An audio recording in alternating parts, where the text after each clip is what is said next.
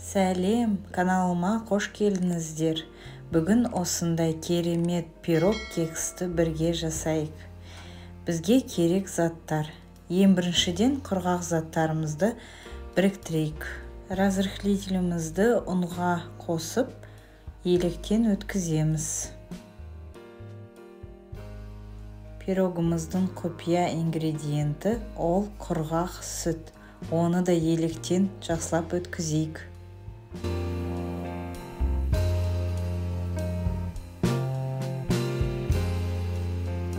Ал енді жұмыртқаны жарып салайық.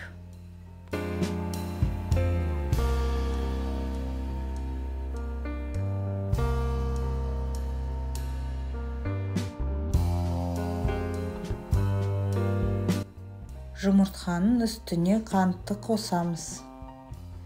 Ванилинді қосамыз. Шым-шым тұзды себеміз. Бәрін жақсылап миксерлейміз. 5 минуттай миксерлеп, ақ көбік үстінен шыққанша. Құрғақ қоспаны 2 бөліп қосамыз.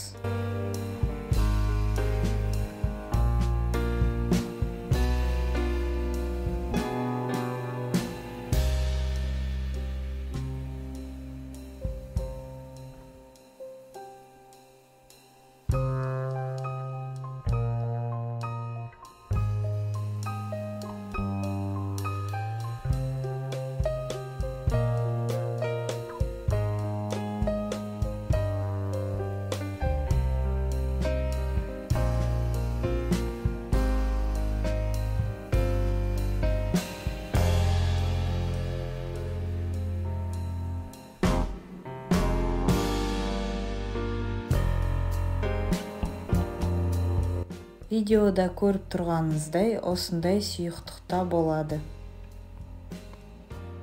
Форманың түбіне сары майымызды жағамыз.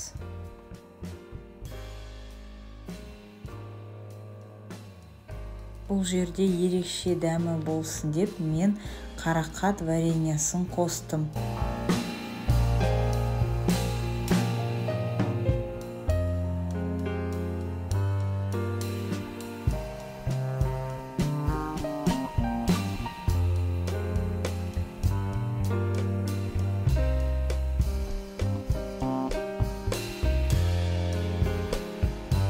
Пирогты қалыпқа құйып, 180 градуста қызып тұрған пешімізге 30-35 минутқа қоямыз. Пирог қойылған пешімізді ашуға болмайды. Өйткені ол басылып қалуы мүмкін, көтерілмей қалып шикі болып шығады.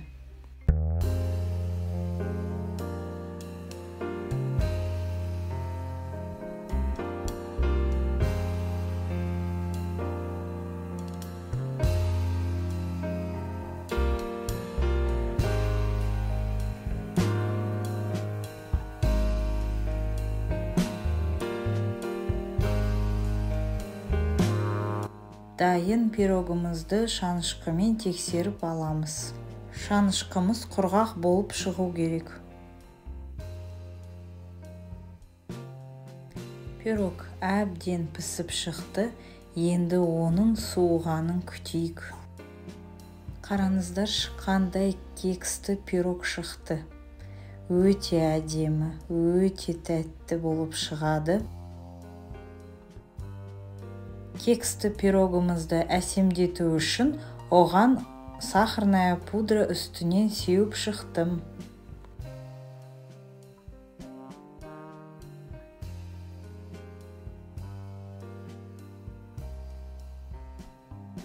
Ал енді пирогты турап көрсетейін, өте жұмсақ. Дастарханыңыздың сәнін келтіретін кексті пирогты міндетті түрде жанұянызға жасап, оларды қуантыңыз. Ал енді тәтті сүйер жандарға бұндай пирог нағыз лайықты.